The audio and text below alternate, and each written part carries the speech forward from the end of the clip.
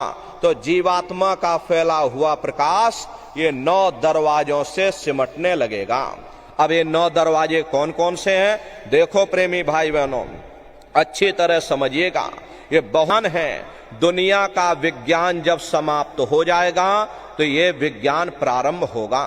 तो 9 दरवाजे कौन कौन से? 2 आंख, 2 कान, 2 नाक के सुराख, 1 मुंह और 2 मलमूत्र का रास्ता। ये शरीर के 9 दरवाजे हैं। सबसे पहला दरवाजा गुदा चक्र आता है। गुदा चक्र में गणेश जी वास करते हैं। गणेश जी वहां के मालिक हैं। ये 4 दल का कवल है। यहाँ पर पृथ्वी तत्व पाया जाता है। उसके ऊपर इंद्रिय चक्र आता है। इंद्रिय चक्र में ब्रह्मा जी वास करते हैं। ब्रह्मा जी वहां के मालिक हैं। ये 6 दल का कवल है। यहाँ पर जल तत्व पाया जाता है। उसके ऊपर ये नाभि चक्र आता है। नाभि चक्र में विष्णु जी वास करते हैं। विष्णु जी यहाँ के मालिक हैं। ये 8 दल का कवल है। यहाँ पर अग्नि तत्व पाया जाता है। उसके ऊपर ये हृदय चक्र आता है। हृदय चक्र में शिव जी वास करते हैं। शिव जी यहाँ के मालिक हैं। ये 12 दल का कवल है। यहाँ पर वायु तत्व पाया जाता है। अरे वास तो वो ऊपरी मंडलों में, ऊपरी लोकों में करते हैं, लेकिन उनका प्रकाश, उनकी किरणें इन चक्रों पर पड़ती हैं। उसी के ऊपर एक कंठ चक्र आता है। यहाँ पर आद्या महाशक्ति की किरणें पड़ती हैं। ये 16 दल का कवल है। और आप सबसे ऊपर, तुम्हारी जीवात्मा सबसे ऊपर दोनों आंखों के मध्य भाग में बैठी है, जहां पर देवियां बिंदी लगाती हैं और पुरुष जहां पर ये टीका लगाते हैं। ये बिंदी और ये टीका यहाँ पर हम लोग इसीलिए लगाते हैं क्योंकि यहीं पर हमारी ये जीवात्मा बैठी है, उसका श्रृंगार किया जाता है। तो ये 10वां द्वार है जहां पर तुम्हारी ये जीवात्मा बैठी हुई। इसे 10वें दरवाजे पर बैठ करके ये जीवात्मा अपने प्रकाश को 9 दरवाजों में फैलाती है, जिससे आपका ये शरीर चलता, आपके हाथ और आपके पांव चलते हैं। जब आप लोग भजन करोगे और घंटे शंख की आवाज को सुनोगे तो उस आवाज में चुंबक है। वो आवाज आपको अपनी ओर खींचेगी और जब खिंचाव होगा तो जीवात्मा का फैला हुआ प्रकाश 9 दरवाजों से सिमट करके यही 10वें दरवाजे पर इकट्ठा हो जाएगा। और जैसे ही सारी शक्ति, सारी चेतना सिमट करके यहाँ पर इकट्ठी हुई तो शब्द क्या काम करेगा? शब्द तुम्हारी जीवात्मा को खींच करके इस शरीर से बाहर कर देगा। फिर आप अपनी आंखों से देखिएगा कि हमारा शरीर ये है और हम ये खड़े। आप अपने शरीर से अलग हो जाओगे। जैसे चिड़िया होती है, चिड़िया घोंसले से निकल करके आसमानों की उड़ान भरती है और शाम को फिर अपने घोंसले में आ जाती है। ऐसे ही तुम्हारी ये जीवात्मा इस शरीर रूपी घोंसले से निकल करके ब्रह्मांडों की सैर करेगी, देवी देवताओं के दर्शन करेगी, राम और कृष्ण के दर्शन करेगी और घूम करके फिर अपने शरीर रूपी घोंसले में वापस चली आएगी। प्रेमी भाई बहनों, ये ब्रह्मा विष्णु महादेव जिनकी सारी दुनिया पूजा करती है। अरे आप सभी लोग ब्रह्मा विष्णु महादेव की पूजा करते हो, लेकिन कभी आपने विचार ये नहीं किया भाई जिनके हम लोग पूजा कर रहे, आखिर ये ब्रह्मा विष्णु महादेव कौन हैं? ये कहां पर रहते हैं? ये क्या काम करते हैं? अरे इनके माँ बाप कौन हैं? भगवान राम कौन है? भगवान कृष्ण कौन है? ये कहां पर रहते हैं? ईश्वर कौन है? ब्रह्म कौन है? पर ब्रह्म कौन है? ये कहां पर रहते हैं? तो जरा संक्षिप्त में आप समझिएगा, क्योंकि अगर हम इसका वर्णन करेंगे लाखों वर्ष हमको लग जाएंगे, एक लोक का वर्णन नहीं हो पाएगा। इस आसमान के ऊपर अनंतों लोक बने हुए। प्रेमी भाई बहनों, वैज्ञानिक इसकी खोज कर रहे, चंद्रमा तक चंद्रयान को भेज रहे, कहीं सूरज मंडल पर जाकर के खोज कर रहे, लेकिन प्रेमी भाई बहनों अभी तक पता नहीं लगा पाए। लेकिन महात्माओं ने पता लगा लिया। महात्माओं ने जब साधना किया, इस मनुष्य रूपी मंदिर में बैठ करके अपनी जीवात्मा को निकाल करके और जब ब्रह्मांडों की चढ़ाई की, वहां पर चढ़ करके जब देखा तो प्रेमी भाई बहनों उन्होंने धर्म और ग्रंथ बना डाले। तो तो प्रेमी भाई बहनों, कैसे आप लोग ऊपर जाओगे और किन किन मंडलों पर राम के दर्शन होंगे और कहां पर कृष्ण के दर्शन होंगे, कहां पर ब्रह्म के दर्शन होंगे और कैसे तुम्हारी ये जीवात्मा उस परमात्मा तक पहुंचेगी, यानी अपने घर पहुंचेगी, तो जरा संक्षिप्त में आप समझिएगा। प्रेमी भाई बहनों, जब आप भजन करोगे और घंटे संग की आवाज को पकड़ करके जब आप शरीर रूपी घोंसले से बाहर निकल जाओगे, तो उसी घंटे संग की आवाज को पकड़कर ये जीवात्मा ब्रह्मांडों की चढ़ाई करती है। पलक झपकते यह जीवात्मा खरबों योजन ऊपर चली जाती है।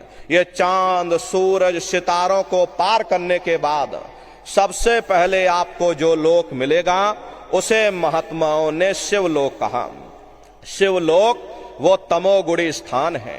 वहां के मालिक शिव जी हैं, वो पार्वती जी के साथ उस लोक में विराजमान हैं।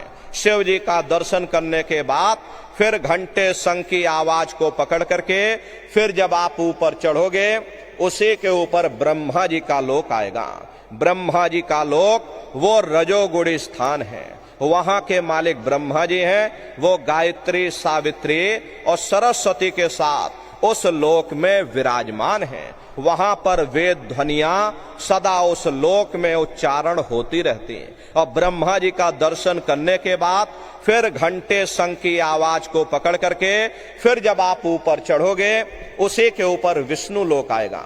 देखो प्रेमी भाई बहनों, घंटे और संग की आवाज को पकड़ करके रखना पड़ता है। यदि आपने उस आवाज को छोड़ दिया तो सेकंड भर आपको नहीं लगेगा, धड़ाम से आप अपने शरीर में वापस लौट आओगे और इन बाहरी आंखों को खोल दोगे। इसीलिए शब्द को पकड़ करके रखना पड़ता है। शब्द सीढ़ी है, शब्द रस्सी है, जिसको पकड़ करके ये जीवात्मा ब्रह्मांडों की चढ़ाई करती है। तो ब्रह्मा जी का दर्शन करने के बाद फिर जब आप ऊपर चढ़ोगे, उसी के ऊपर विष्णु लोक आएगा। विष्णु लोक वो सतोगुणी स्थान है। वहां के मालिक विष्णु जी हैं। उनका बड़ा मनमोहक स्वरूप है।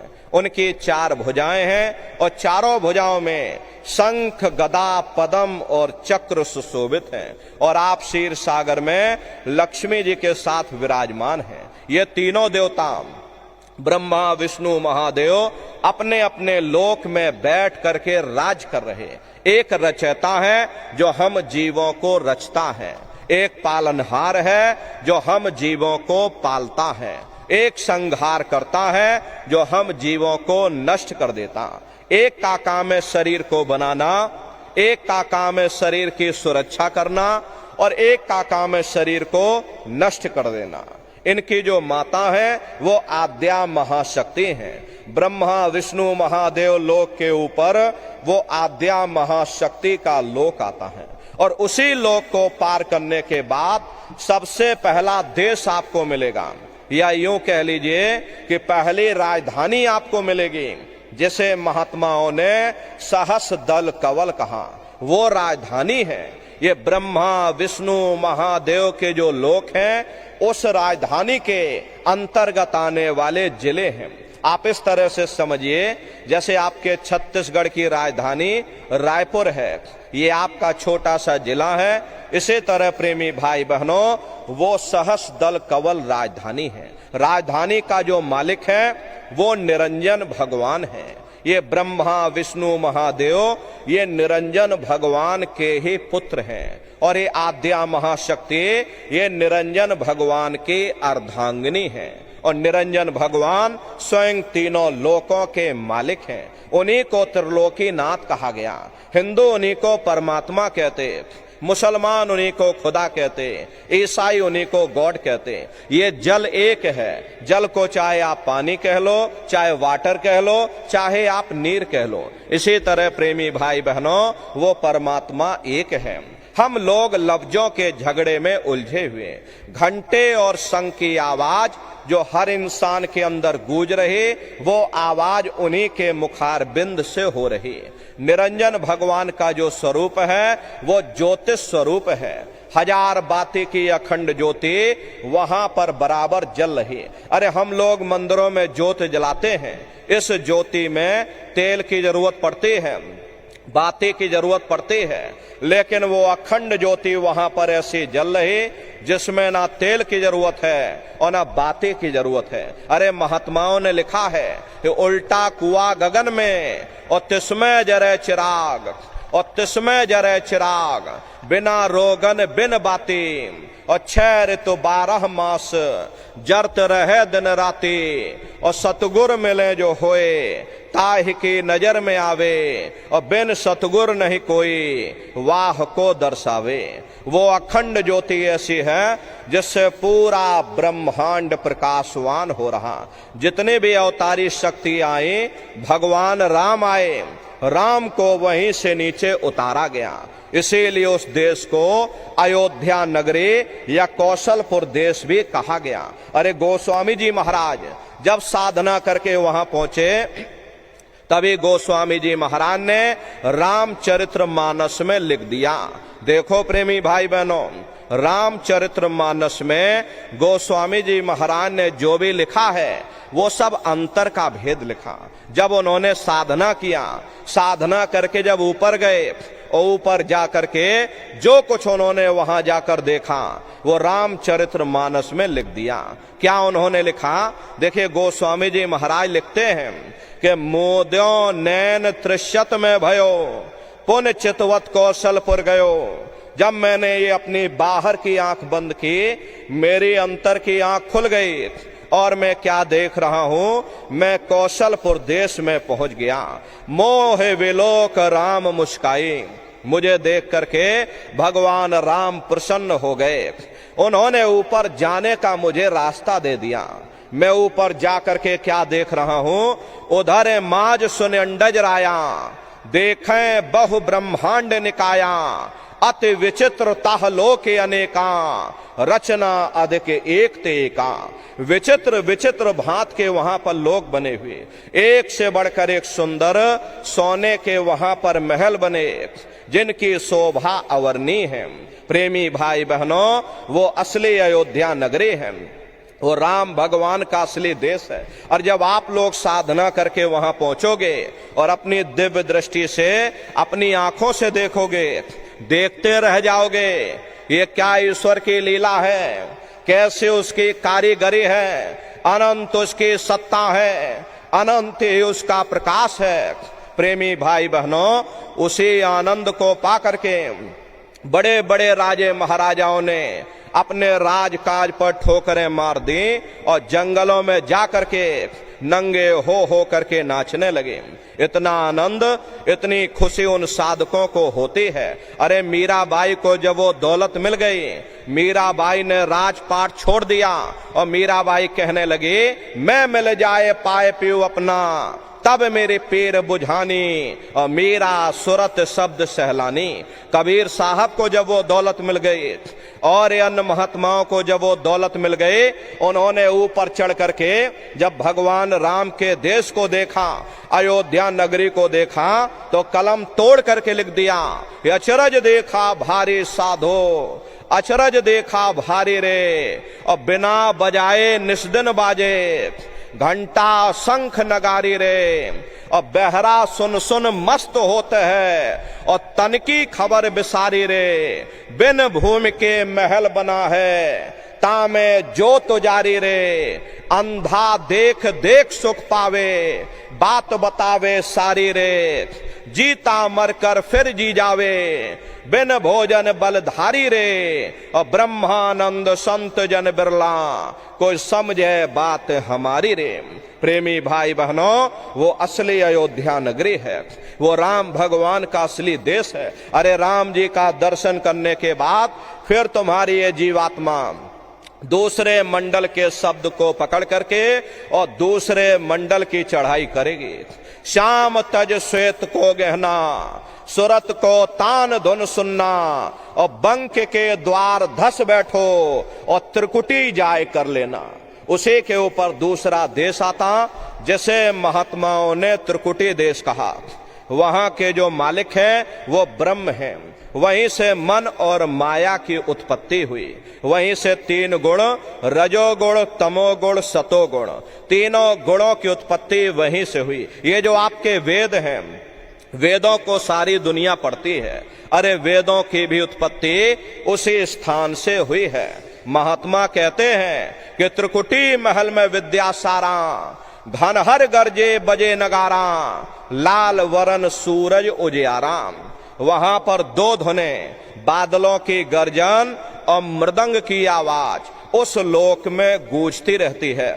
जैसे पहले स्थान पर राम भगवान के देश में घंटे और शंख की आवाज गूंजती है, ऐसे ही दूसरे मंडल पर यानी कि ब्रह्म के देश में बादलों की गर्जन और मृदंग वहां पर बजता रहता। ओम का जाप बराबर वहां होता रहता। ब्रह्म का जो स्वरूप है लाल वरन सूरज उजियारा। ये सूरज कुछ नहीं है प्रेमी भाई बहनों, ऐसे लाखों लाख सूर्य आप इकट्ठे कर लो तो वहां का एक सूर्य बनेगा। ब्रह्म का जो स्वरूप है वो सुबह के लाल सूर्य के समान है, इसीलिए वहां का पूरा ब्रह्मांड लाल है। जहां तक आपकी निगाह जाएगी ब्रह्म देश में चारों तरफ आपको लाल ही लाल नजर आएगा। अरे महात्मा जब साधना करके वहां पहुंचे तभी महात्माओं ने लिख दिया, लाली मेरे लाल की जित देखूं तो लाल, और लाली देखन में गई मैं भी हो गई लाल। वो पूरा ब्रह्मांड लाल है। तो जितने साधक वहां पहुंच जाते हैं उन सभी को योगेश्वर कहा जाता। योगेश्वर की पदवी उन्हीं को मिलती है जो ब्रह्म स्थान तक पहुंच रखते हैं। जैसे व्यास जी हुए, वशिष्ठ जी हुए, वाल्मीकि जी हुए, इन सब की पहुंच वहीं तक थी। इसीलिए कहा गया कि वाल्मीकि भय ब्रह्म समाना। जब इनकी जीवात्मा वहां पहुंची और जब इन्होंने ब्रह्म का दर्शन किया तो इनका स्वरूप भी ब्रह्म के समान यानी कि ब्रह्म स्वरूप हो गया। तो जितने साधक वहां पहुंच जाते हैं उन सभी को योगेश्वर कहा जाता। योगेश्वर भगवान श्री कृष्ण उसी देश में वास करते हैं। ये जो ब्रह्म देश है वो श्री कृष्ण भगवान का ही देश है और श्री कृष्ण भगवान वहीं पर रहते हैं। प्रेमी भाई बहनों, ये जन्माष्टमी नहीं है जो आप लोग यहाँ पर मनाते हो, ये तो आप नकल करते हो। महात्माओं ने कहा था भाई सही मायने में तुम जन्माष्टमी कब मनाओगे? जब तुम्हारी ये जीवात्मा 5 तत्व जल पृथ्वी अग्नि वायु आकाश और 3 गुण रजोगुण तमोगुण सतोगुण 5 तत्व और 3 गुणों से परे हो करके और ब्रह्म देश में पहुंच करके जब कृष्ण भगवान का दर्शन कर लोगे तब सही मायने में जन्म अष्टमी मनाई जाएगी। वहां कृष्ण भगवान का दर्शन करने के बाद फिर तुम्हारी ये जीवात्मा तीसरे मंडल के आवाज को पकड़ करके और तीसरे मंडल की चढ़ाई करती है। आगे पहुंची सुन झंकार, ररंकार धुन सुनी पुकार, आगे श्वेत सुन्न है भाई, मान सरोवर पैठ नहाई। उसी के ऊपर तीसरा देश आता जैसे महात्माओं ने सुन्न देश कहा, उसी को रारंग देश कहा जाता, उसी को अक्षर और नेति कहा जाता।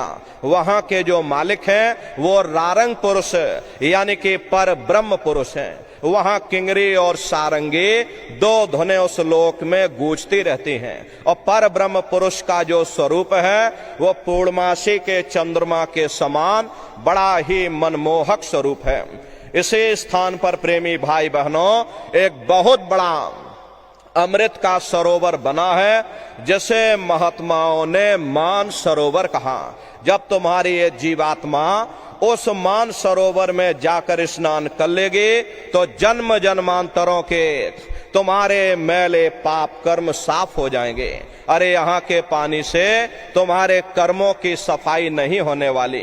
ये बाहर का पानी तुम्हारे शरीर के मैल को धो सकता, लेकिन जो पापों का मैल है, जो अंतःकरण में ये जो कर्मों की गंदगी आपने लाद रखी है, वो जब साफ होगी जब आप तीसरे मंडल पर पहुंच करके उस गंगा में डुबकी लगाओगे।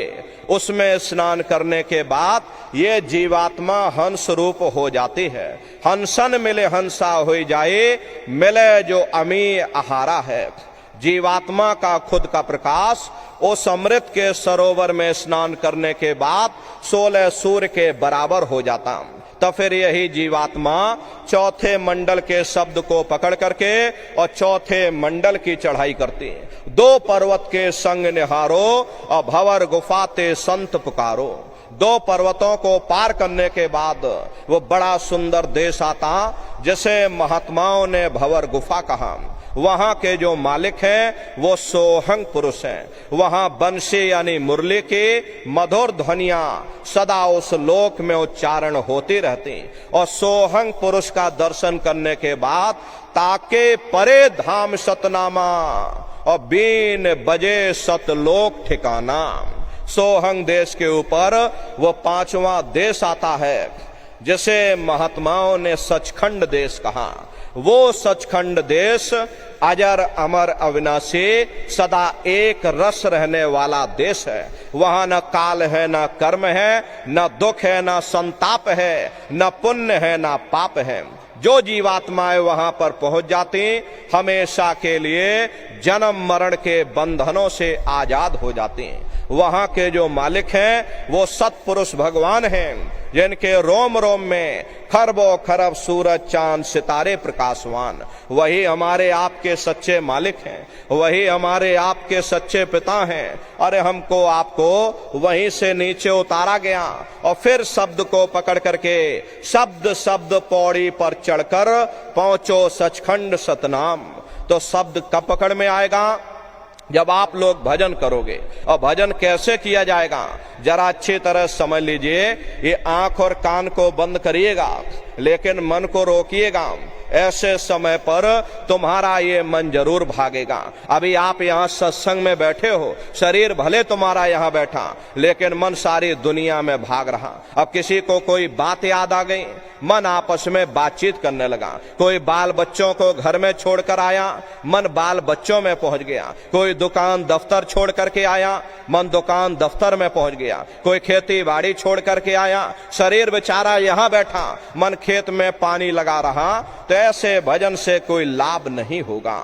जिन्होंने मार मन डाला उन्हीं को सूरमा कहना।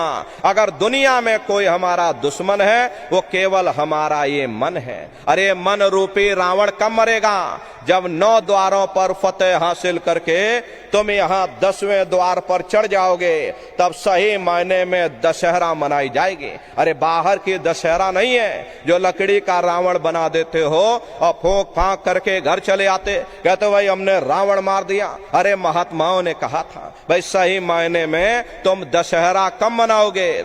जब 9 द्वारों पर फतेह हासिल करके तुम यहाँ 10वें द्वार पर चढ़ जाओगे तब सही मायने में विजयदशमी मनाई जाएगी। तब ये मन रूपी रावण तुम्हारा मरेगा और तब तुम्हारी ये जीवात्मा, अरे इसी जीवात्मा को महात्माओं ने राम भी कहा। हम कोई अपने मन से नहीं कह रहे। अरे आपके रामचरित्र मानस में लिखा, एक राम दशरथ का बेटा, एक राम घट घट में लेटा, एक राम का शकल पसारा और एक राम है सबसे न्यारा। एक वो राम है जो अयोध्या के वासी हैं और एक राम घट घट में लेटे। यानी हमारी आपकी ये जीवात्मा जो हर एक के अंदर मौजूद है, महात्माओं ने कहा भाई एक वो राम है और एक राम का शकल पसारा। यानी पहले स्थान के मालिक वो निरंजन भगवान जिनको दुनिया त्रिलोकीनाथ कहती है, जिनका ये पूरा पसारा, ये पूरा संसार है। महात्माओं ने कहा भाई एक वो राम है और एक राम है सबसे न्यारा। 5वें स्थान के मालिक वो सतपुरुष भगवान जो हमारे आपके सच्चे पिता हैं। महात्माओं ने कहा भाई एक वो राम है। तो महात्मा तो उस राम की महिमा गाते हैं। मोटी बात आप पकड़िए कि भजन कैसे करोगे।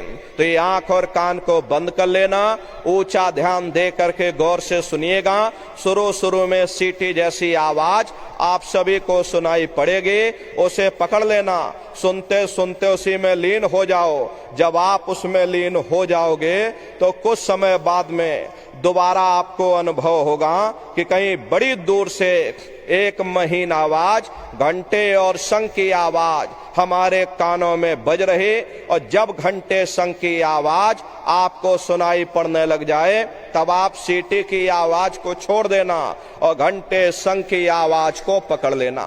एक बार प्रेमी भाई बहनों आप उस आवाज को पकड़ लो, फिर वो आवाज आपको नहीं छोड़ेगी, खींच करके शरीर से बाहर कर देगी। रोज आना, रोज जाना, रोज ब्रह्मांडों की सैर करना, रोज देवी देवताओं के दर्शन करना, रोज राम और कृष्ण के दर्शन करना, और घूम करके फिर अपने शरीर रूपी घोंसले में वापस आ जाना।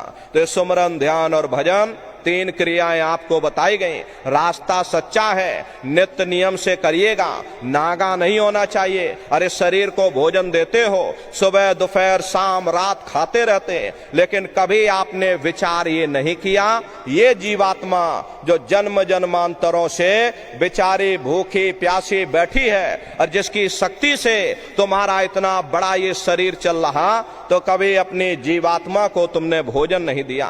अरे इसका भोजन भजन है, इसका भोजन शब्द है, इसका भोजन नाम है। अपना ये नियम बनाओ कि पहले हम अपनी जीवात्मा को भोजन देंगे, फिर अपने शरीर को भोजन देंगे। अगर ये नियम बन गया, अरे तुम्हारा लोक भी बन जाएगा और तुम्हारा परलोक भी बन जाएगा। प्रेमी भाई बहनों, उस मालिक को पाने के लिए तुम्हें घर बार छोड़ने की जरूरत नहीं है, तुम्हें समाज छोड़ने की जरूरत नहीं है, तुम्हें जात बिरादरी बदलने की जरूरत नहीं है। अरे जात पात के रगड़े झगड़े ये हमारे अपने नहीं है, ये सिर्फ हमारे मन की खुराफात है। अरे आप सभी लोग बुद्धिमान हो, अपनी अपनी बुद्धि से आप सभी लोग जरा विचार करिएगा।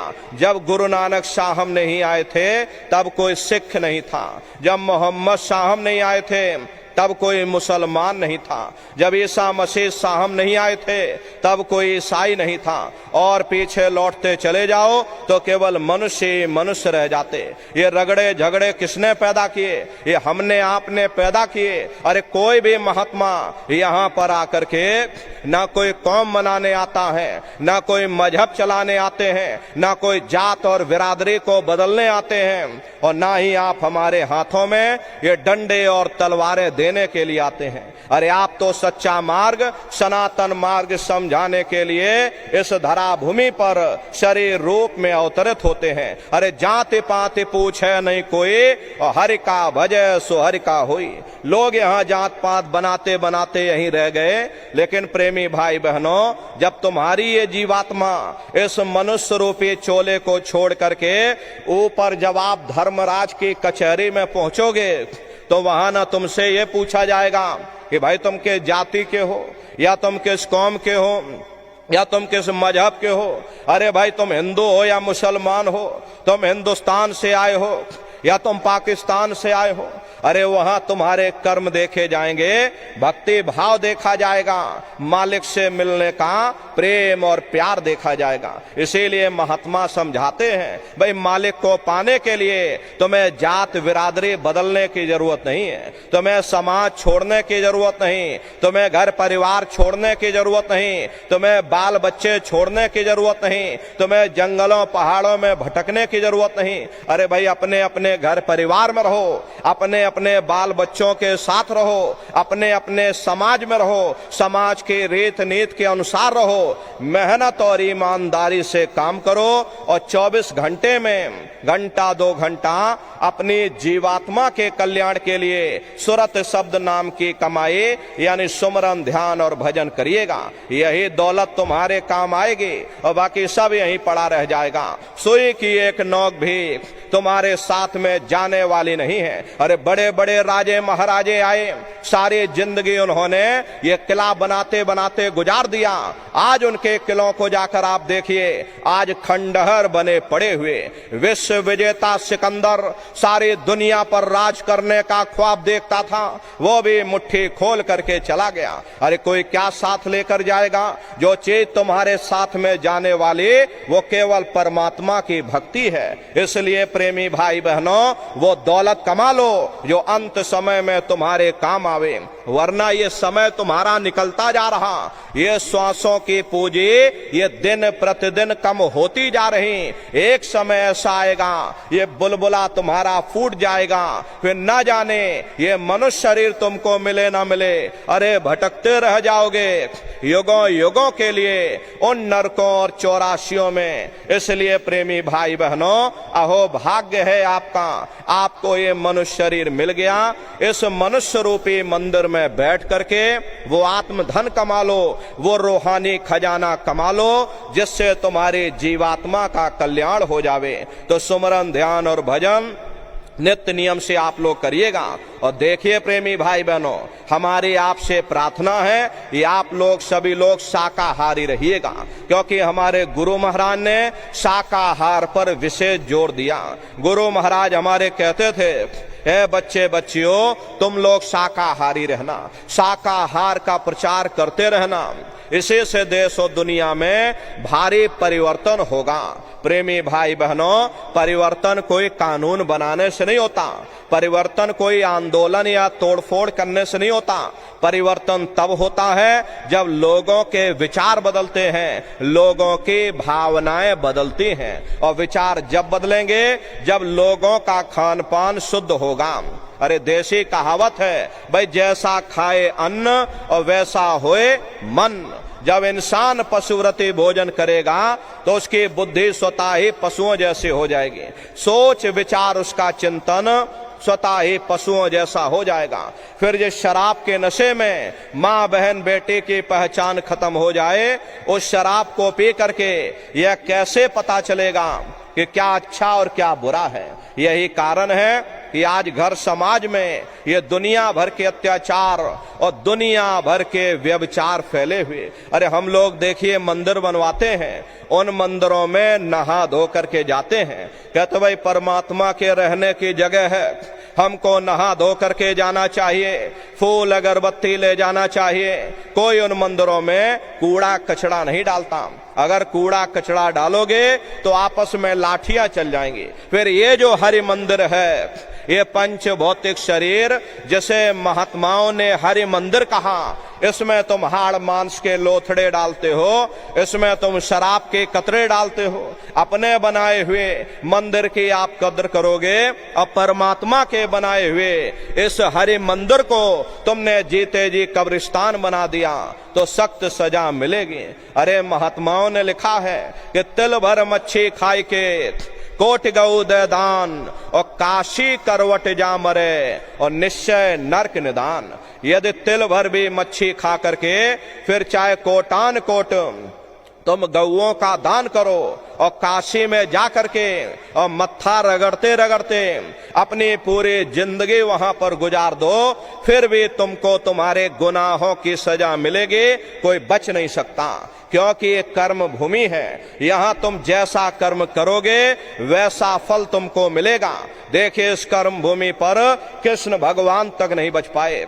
उस समय बाली को छिप करके बाण मारा था, और वही बाली कृष्ण अवतार में बहेलिया बन करके आ गया, और कृष्ण भगवान के पैरों में पद्म चमकता था, और हिरण की आंख समझ करके और बहेलिये ने निशाना मार दिया। और जब पास में आकर के देखा कृष्ण भगवान थे, अफसोस करने लगे। लेकिन कृष्ण भगवान ने उसको समझाया कि भाई इसमें तुम्हारा कोई दोष नहीं, उस समय हमने तुमको मारा, आज तुमने हमको मार दिया, हमारा तुम्हारा अदला बदला पूरा हो गया।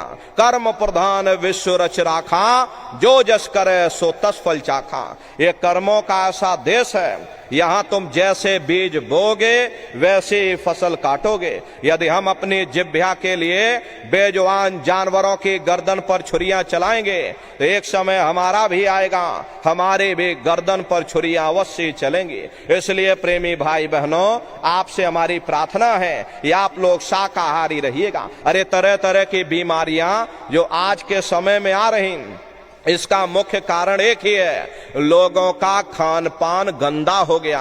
अरे अपनी बुद्धि से विचार करिएगा, इंसानों के खून में जब जानवरों का खून मिल जाएगा, इंसानों के अंदर जब जानवरों के कीटाणु पहुंच जाएंगे, तो न जानवरों की दवा काम में आएगी और न इंसानों की दवा काम में आएगी।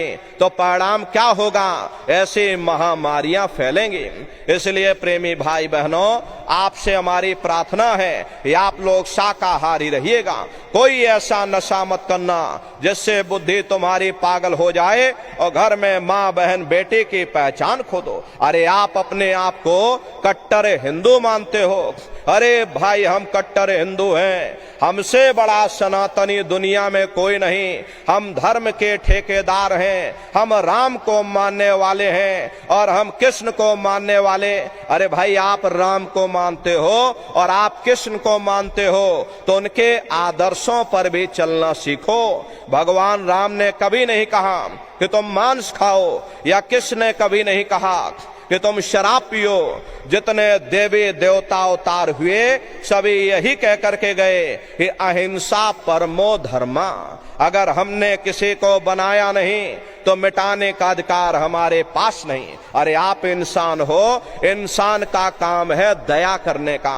दया धर्म का मूल है। इसलिए आप जीवों पर रहम करो, रूहों पर रहम करो। सभी लोग शाकाहारी रहना और शाकाहार का प्रचार अपने अपने क्षेत्रों में बराबर आप लोग करते रहिएगा। अरे सतयुग कैसे आएगा भाई? रामराज कैसे आएगा? रामराज कोई नारा लगाने से नहीं आएगा, रामराज कोई भाषण देने से नहीं आएगा। रामराज जब आएगा जब लोगों के अंदर अच्छे विचार आएंगे। वरना राम के समय में भी रावण जैसे असुर होते थे, कृष्ण के समय में भी कंस जैसे असुर होते थे। अरे तब भी लड़ाइयां होती थी, तब भी युद्ध हुआ करते थे। रामराज का मतलब है अच्छे विचारों का आना। और अच्छे विचार जब आएंगे जब हर इंसान मानव धर्म का पालन करेगा। मानव धर्म क्या कहता है? सत्य, दया, अहिंसा, प्रेम और करुणा, यही मानव धर्म का आधार है। और जब मानव के अंदर मानवता आ जाएगी, मानव के अंदर दया आ जाएगी, मानव के अंदर करुणा आ जाएगी, ये मानव दूसरों की पीड़ा को अपनी पीड़ा समझने लगेगा। और जब इंसान के अंदर इंसानियत आ जाएगी तब सही मायने में देश में राम राज आ जाएगा। इसीलिए महात्माओं ने कहा है भाई, राम राज को लाना है तो पहले मानव धर्म अपनाना है। मानव को पहले मानव धर्म अपनाना पड़ेगा। इसीलिए प्रेमी भाई बहनों, हमारे गुरु महाराज कह कर गए, बच्चा गांव गांव में जाकर के तुम हमारे संदेशों को सुनाओ। सभी लोगों, सत्संगी जितने भी गांव गली हैं, जितने भी आसपास के क्षेत्र के लोग हैं, उनको हमारा संदेश जाकर के सुनाओ। सभी लोग शाकाहारी हो जाएं, सभी लोग सदाचारी हो जाएं, सभी लोग चरित्रवान हो जाएं, आंखों में माँ बहन बेटी की पहचान कायम हो जाए। तो जब हमारा ये गांव बदल जाएगा तो पूरा समाज बदल जाएगा। निश्चय एक कलयुग में सतयुग आ जाएगा। इसलिए प्रेमी भाई बहनों, धर्म के प्रचार में आप सभी लोग अपना अपना योगदान दीजिएगा। देखिए, हमारे गुरु महाराज परम संत बाबा जय गुरुदेव जी महाराज ने एक अच्छे समाज के निर्माण के लिए, चरित्र उत्थान के लिए और लोगों को शाकाहारी और सदाचारी बनाने के लिए 116 वर्ष की आयु तक अथक मेहनत और परिश्रम किया। हमारे गुरु महाराज ने अपने गुरु की याद में मथुरा दरबार में इतना विशाल मंदिर बनवाया। गुरु महाराज हमारे कहते थे, बच्चा मंदिर का वो देवता वहां पर बैठ करके बरकत बांट रहा। अरे आप लोग आइए, वहां कोई रुपया पैसा नहीं चढ़ाया जाता, कोई चंदा चुटकी नहीं। अरे आप लोग आए, मंदिर के देवता के सामने अपनी एक बुराई को चढ़ा दीजिए। वहां पर बुराई चढ़ाई जाती है कि हम आज से मांस मछली नहीं खाएंगे, हम आज से अंडा शराब का सेवन नहीं करेंगे, हम आज से झूठ नहीं बोलेंगे, हम आज से किसी को धोखा नहीं देंगे। अरे आप अपनी एक बुराई चढ़ा दो, आपकी एक मनोकामना पूरी होगी।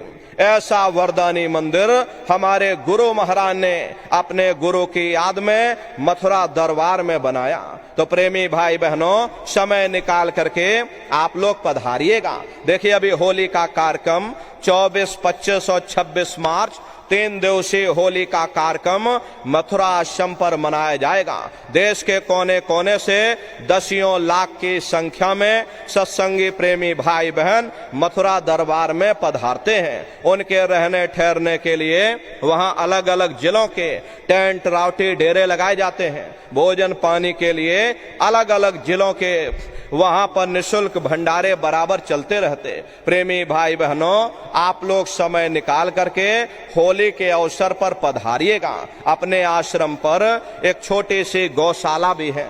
गुरु महाराज के पास में कुल 2 गाय थी। 2 गायों का इतना बड़ा परिवार है। ये आज के समय में करीब करीब 3000 गाय हैं और 3000 के ऊपर सांड हैं। गौशाला अलग है और नंदीशाला अलग है। हमारे यहाँ किसी को बाहर नहीं भेजा जाता, क्योंकि हमारे गुरु महाराज कहकर गए, बच्चा इनको यहीं रखना, यहीं सेवा पानी करना। अगर बाहर भेज दोगे लोग मार देंगे, काट देंगे। इसीलिए चाहे गाय हो या चाहे बैल हो, वहां पर किसी को बाहर नहीं भेजा जाता। गायों के लिए अलग से गौशाला है और सांडों के लिए अलग से नंदीशाला है। और उसी के बगल में अपना एक बहुत बड़ा विद्यालय है, जिसमें 2,500 से 3,000 बच्चे निःशुल्क विद्या अध्ययन करते हैं। कॉपी किताब, पढ़ाई लिखाई, भोजन पानी बिल्कुल निःशुल्क है। और उसी के बगल में अपना एक बहुत बड़ा अस्पताल है। प्रेमी भाई बहनों, वो गुरु महाराज की कर्म भूमि है और गुरु महाराज की जन्म भूमि, जहां पर हमारे गुरु महाराज का जन्म हुआ, उत्तर प्रदेश में ही जिला इटावा, ग्राम खितौरा पड़ता है। जैसा भव्य मंदिर मथुरा दरबार में बना हुआ, उसी तरह से भव्य मंदिर गुरु महाराज की जन्म भूमि पर बन करके तैयार हो चुका। ये जो आप फोटो देख रहे हो, ये गुरु महाराज की जन्म भूमि का ही मंदिर है। और इधर जो फोटो लगी है वो मथुरा दरबार का मंदिर है।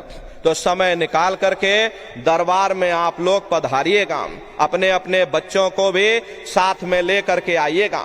हम लोग ये सोचने लगते हैं, अरे बच्चों को क्या करेंगे ले जाकर, ये बच्चे छोटे हैं, इनको घर में रहने दो, इनको पढ़ाई लिखाई करने दो, अभी इनकी पढ़ाई लिखाई की उम्र है। ये सत्संग सुनना और ये भजन पूजा पाठ करना, ये तो हम लोगों का काम है। इन बच्चों को घर पर पढ़ने लिखने दो। प्रेमी भाई बहनों, यहीं पर हम आप धोखा खा जाते।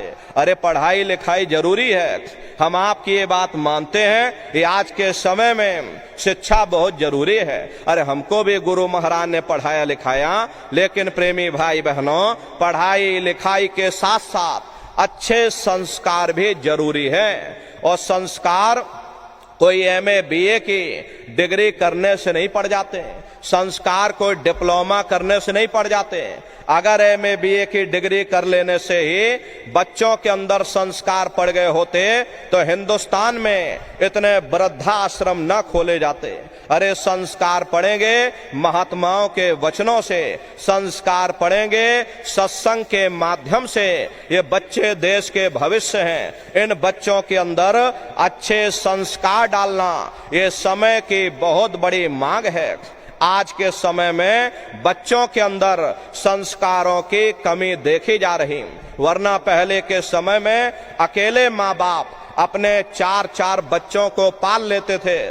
लेकिन आज के समय में वही 4-4 बच्चे, वही MA BA और डिग्री और डिप्लोमा किए हुए बच्चे अपने माँ बाप को रोटी नहीं खिला पा रहे। शादी हो जाती है, घर परिवार बांट करके रख दिया, जमीन जायदाद बांट करके रख दी, चूल्हा चौका बांट करके रख दिया, यहाँ तक कि बेचारे बूढ़े माँ बाप को भी बांट करके रख दिया।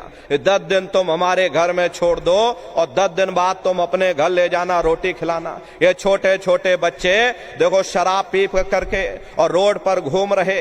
हरे प्रेमी भाई बहनों, ये सब क्या है? ये संस्कारों की कमी है। ऐ माताओं बहनों, अरे बच्चे तुम्हारी धरोहर हैं, ये बच्चे तुम्हारे जीवन की पूंजी हैं। अरे अपनी पूंजी को संभाल करके रखिएगा।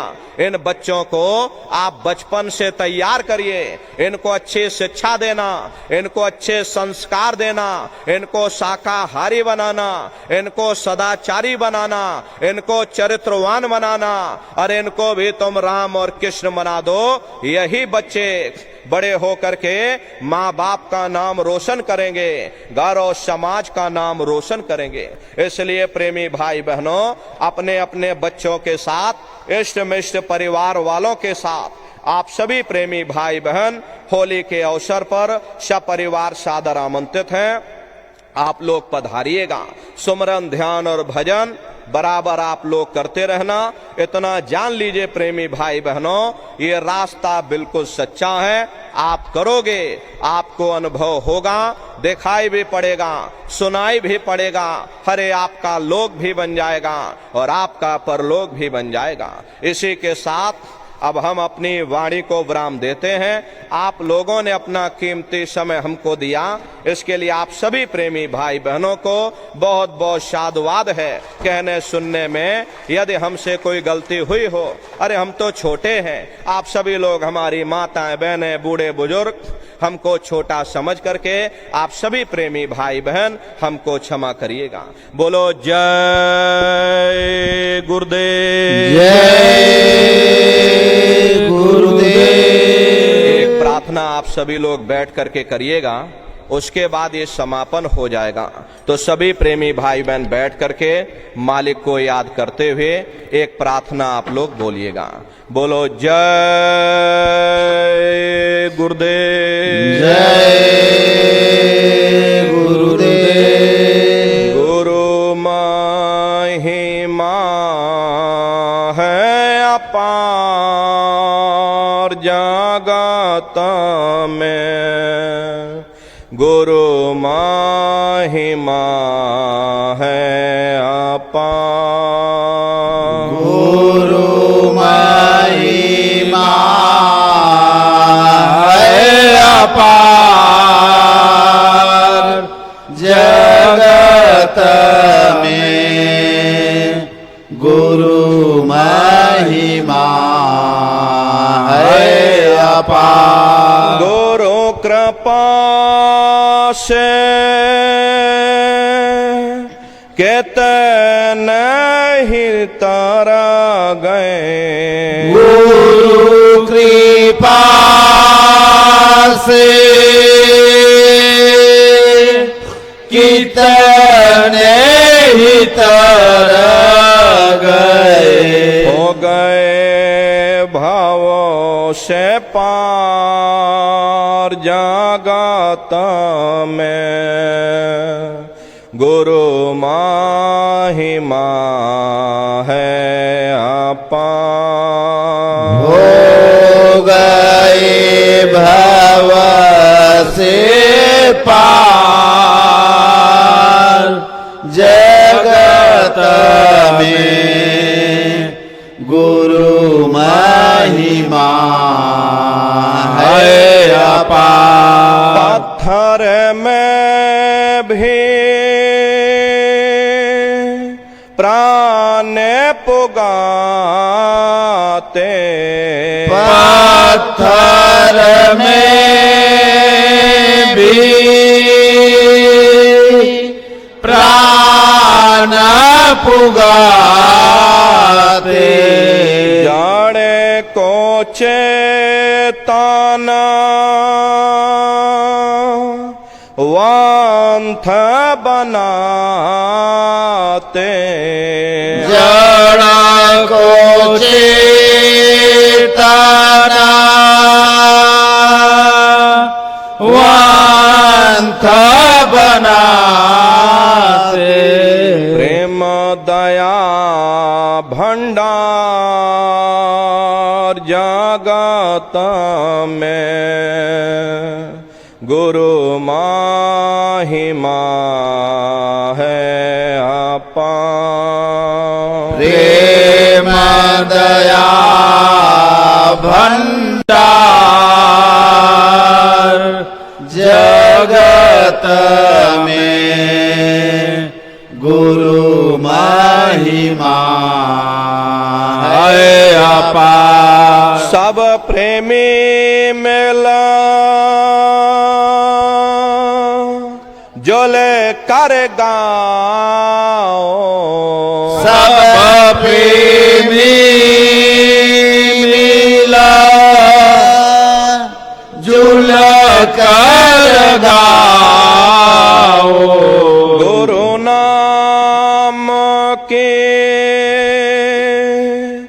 धूम मचाओ। गुरु नाम की धूम मचाओ।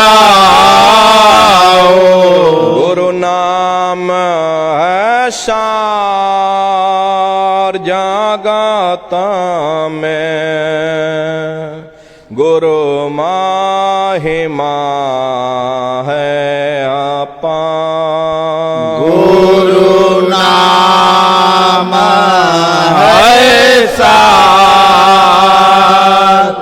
जगत में, गुरु महिमा है अपार। गुरु महिमा है अपार जगत में, गुरु महिमा है अपार। गुरु महिमा है अपार जगत में, गुरु महिमा है अपार। जय गुरुदेव। जय गुरुदेव। अब आप सभी लोग खड़े हो जाइए। सभी लोग खड़े होकर के मालिक के पावन नाम का सभी प्रेमी भाई बहन प्रेम से उच्चारण करेंगे। बोलो जय गुरुदेव। जय गुरुदेव। जय गुरुदेव। जय गुरुदेव। जय गुरुदेव जी महाराज का कहना है शाकाहारी रहना है, खाने से होगी भलाई, साग सब्जी दूध मलाई, खाने से हुए खराब, अंडा मछली मांस हाथ जोड़ कर विनय हमारे हो जाए सब शाकाहारी। बाबा जी की अर्जी है, आगे आप मर्जी है। बाबा जय गुरुदेव जी।